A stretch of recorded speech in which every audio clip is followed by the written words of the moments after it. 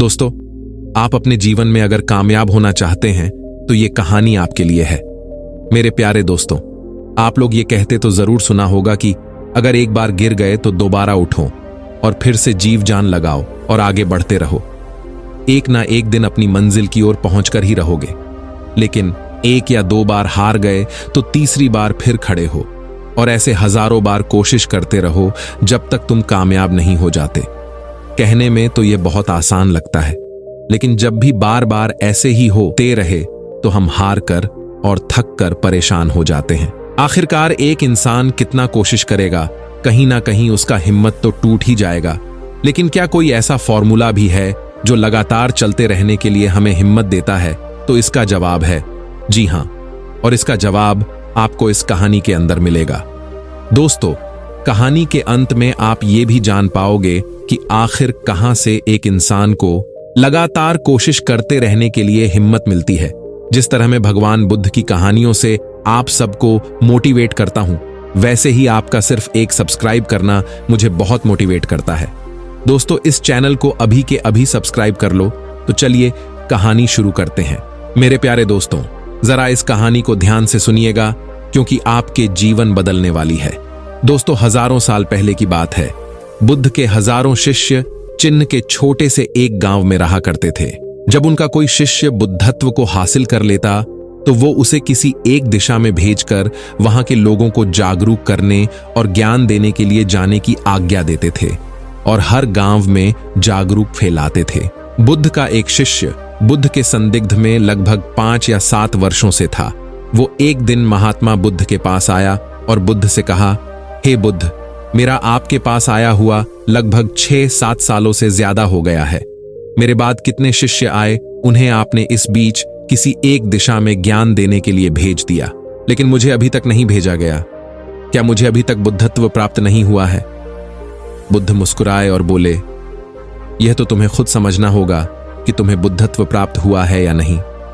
शिष्य बोला, हे बुद्ध, आपने मुझे लगभग 5-7 सालों में जो भी उपदेश दिया, मुझे वो सब याद है और मैं भी किसी दिशा में जाकर जागरूक फैलाना चाहता हूं।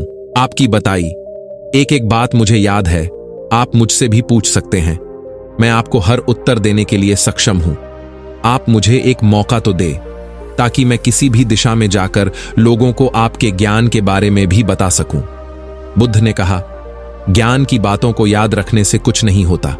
जब तक आप उसे अपने जीवन में ना लाओ, जब तक आप किसी भी चीज को अपने जीवन में नहीं लाओगे, तब तक आप दूसरों को नहीं कह सकते कि वो उसे अपने जीवन में लेकर आए। शिष्य ने कहा, जो भी हो, कृपया आप मुझे एक मौका दें। आप मुझ पर भरोसा रखें। मैं हर व्यक्ति को ज्ञान दे सकता हूं। कृपया मुझे एक मौका तो देकर देखें। मैं सभी को अपने ज्ञान से प्रभावित कर सकता हूं। मैं लोगों को ऐसी बातें बता सकता हूं जिससे उनके जीवन में शांति आएगी और वो शांतिपूर्ण अपना जीवन जी सकेंगे। बुद्ध ने कहा, अभी तुम तैयार नहीं हो।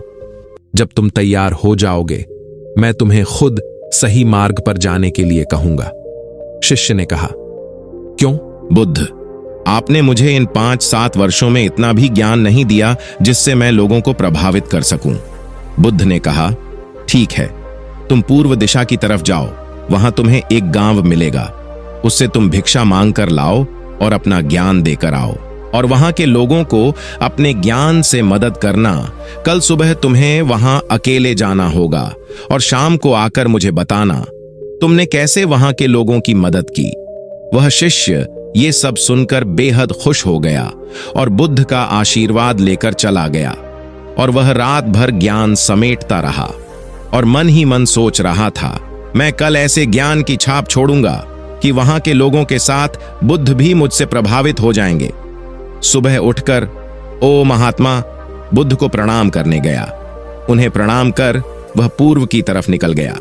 शाम को जब वह वापस आया तो बुद्ध ने देखा कि उस शिष्य के माथे पर चोट लगी है और खून बह रहा है। बुद्ध ने उसे पट्टी की और पूछा, तुम्हें यह चोट कैसे लगी?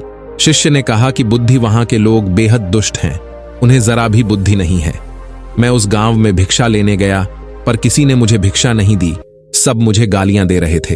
एक व्यक्ति ने तो मुझे भी भिक्षा तो दी, लेकिन नीचे फेंक कर और कहा, इसे उठा लो। मैंने उन्हें काफी समझाया, लेकिन वह मेरी बात सुनने को तैयार ही नहीं थे। शिष्य ने कहा कि बुद्धि वहां के लोग बेहद दुष्ट हैं, उन्हें जरा भी बुद्धि नहीं है। मैं उस गांव में भिक्षा लेने गया, पर किसी ने मुझे भिक्षा नहीं दी, सब मुझे गालियां दे रहे थे। एक व्यक्ति ने तो मुझे भी भिक्षा तो दी, लेकिन नीचे फेंक कर और कहा, इसे उठा लो। मैंने उन्हें काफी समझाया, लेकिन वह मेरी बात सुनने को तैयार ही नहीं थे। उल्टा उन्होंने मेरे साथ हाथापाई की, जिससे मुझे चोट लग गई।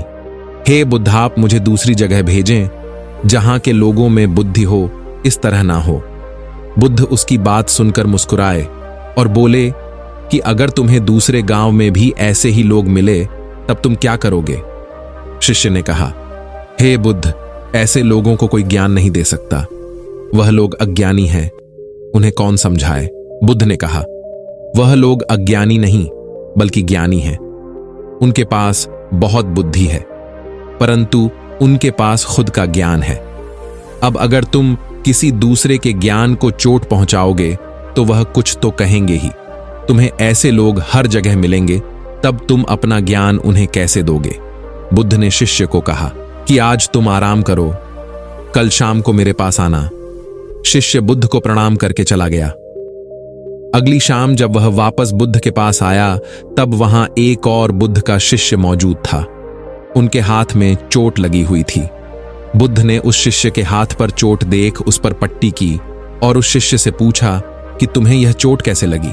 शिष्य ने कहा, हे बुद्ध, आपने पूर्व के एक गांव में मुझे जाने के लिए कहा था, वहीं मुझे यह चोट लगी। बुद्ध ने कहा, वहां तुम्हारे साथ क्या क्या हुआ, तुम मुझे बताओ। शिष्य ने कहा, हे बुद्ध, वहां पर मैंने सबसे भिक्षा मांगी, लेकिन किसी ने मुझे भिक्षा नहीं दी। एक व्यक्ति जिसने भिक्षा दी थी, उसने भी वह मुझे जमीन पर फेंक कर दी और कहा, उसे उठा लो। मैंने चुपचाप उसे उठाकर अपने पात्र में रख लिया और उसे कल्याण का आशीर्वाद दिया। तब उस व्यक्ति ने मुझसे कहा, आप बड़े ही अजीब व्यक्ति हो, मैं आपका अपमान कर रहा हूं और आप मुझे आशीर्वाद दे रहे हैं। मैंने उनसे कहा कि आप धनी हैं, आपने मुझे दान दिया है, इसलिए मैं आपको आशीर्वाद दे रहा हूं। फिर वहां से मैं आगे गया तो कुछ लोगों ने मुझे वहां से जाने के लिए कहा। उन्होंने मुझे कुछ अपशब्द कहे और मुझ पर कुछ पत्थर फेंके, जिससे मुझे चोट लग गई। जब मैं वापस आ रहा था, तब मैंने एक मां को रोते हुए देखा। वह अपने बीमार बच्चे को लेकर चिंतित थी। मैं तुरंत जंगल से जाकर उसके लिए जड़ी बूटी ले आया, लेकिन वहां के लोग मुझे जड़ी बूटी लेने नहीं दे रहे थे।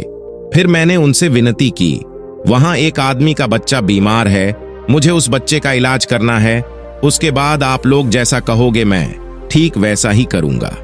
फिर जिस व्यक्ति ने मुझे भिक्षा दी थी, उसने गांव वालों को समझाया, तब उन्होंने मुझे उस बच्चे को जड़ी बूटी लगाने दी।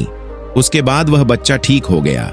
फिर गांव वालों ने मुझसे अपने किए गए अभद्र व्यवहार के लिए क्षमा मांगी और मुझे धन्यवाद कहा। फिर मैं वहां से वापस आ गया।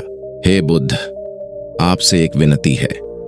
उस गांव के लोग बहुत भोले भाले और सीधे हैं, क्या मैं रोज उसी गांव में जाकर भिक्षा मांग सकता हूं? ये सभी बात वो पहला शिष्य भी सुन रहा था। उसने यह सुनते ही बुद्ध के चरणों में गिरकर कहा कि हे बुद्ध, मैं समझ गया हूं कि अभी मैं उस लायक नहीं हुआ कि दूसरों को ज्ञान दे सकूं। बुद्ध ने कहा, हमें बाहर वैसे ही लोग दिखाई देते हैं जैसे हम भीतर से होते हैं। जब तक हम स्वयं को नहीं बदलते, तब तक हम किसी को भी नहीं बदल सकते। खुद में परिवर्तन करना बेहद जरूरी है।